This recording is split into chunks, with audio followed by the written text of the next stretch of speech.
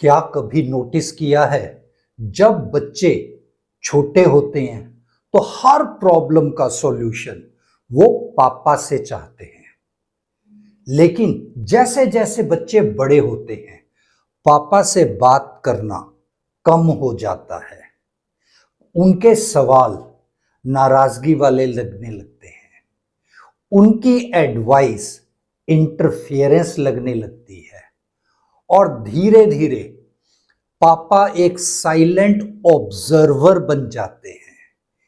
एक पापा का रोल लाइफ में बहुत अलग होता है। मदर इमोशनल प्रोटेक्शन देती है, फादर प्रैक्टिकल प्रोटेक्शन देते हैं। मदर कंफर्ट देती है, फादर फ्यूचर सिक्योर करने की प्लानिंग करते हैं।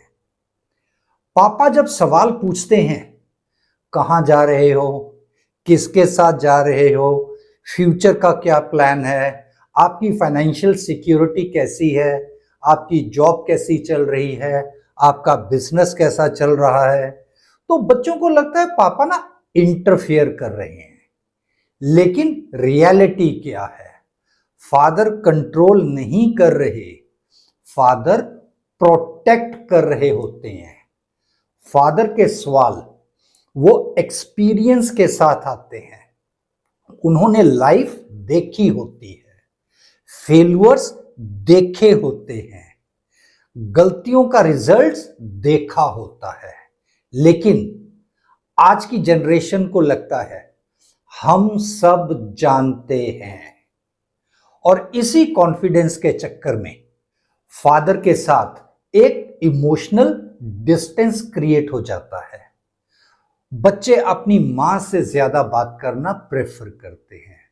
बच्चे जनरली मां से जो बात करना चाहते हैं उसके पीछे भी कारण है, क्योंकि मां जज नहीं करती, मां इमोशनल सपोर्ट देती है, मां रियलिटी भी बहुत सॉफ्टली बोलती है, मां कंफर्ट जोन क्रिएट करती है।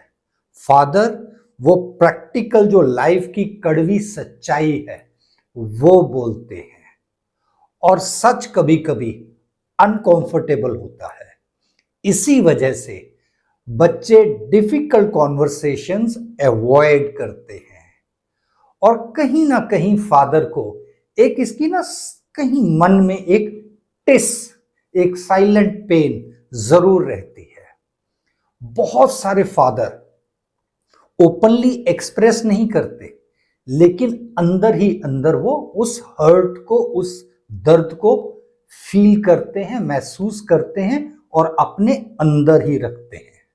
वो वेट करते हैं कभी बेटा या बेटी खुद मेरे साथ कोई बात करे, कुछ पूछे, पापा आप क्या सोच रहे हो।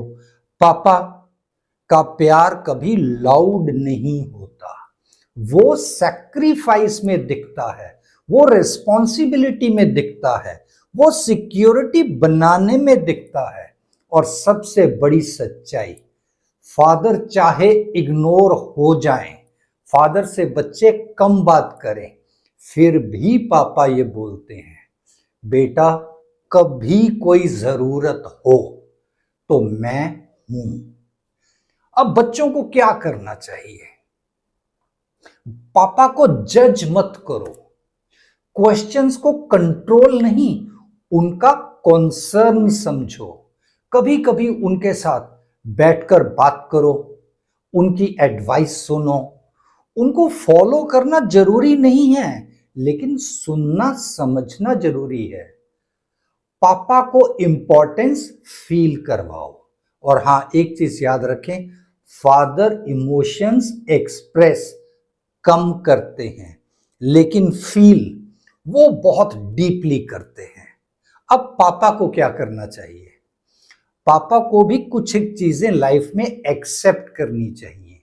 हर जनरेशन अलग होती है। एडवाइस फोर्स नहीं करनी चाहिए, लिसनिंग भी इंपॉर्टेंट है। बच्चों को ना एक स्पेस देना वो भी जरूरी है। गाइडेंस देना और जजमेंट देना दोनों में फर्क है। तो आप गाइडेंस दें, लेकिन जजमेंटल ना बने। अब मां को क्या करना चाहिए? मां का दोहरा रोल है। मां को एज अ ब्रिज काम करना चाहिए बच्चों के और पापा के बीच में, एक कम्युनिकेशन इंप्रूव करके, पापा की इमोशंस को समझकर बच्चों को पापा की वैल्यू समझाएं, इमोशंस को, बैलेंस को मेंटेन करें। और हां, फैमिली तभी स्ट्रांग होती है जब मां का प्यार और पापा का एक्सपीरियंस दोनों रिस्पेक्ट किए जाएं। आज ही एक काम करें, आपने पापा के पास बैठें और हां, इतना जरूर पूछें, उनको बोलें, पापा सब ठीक है?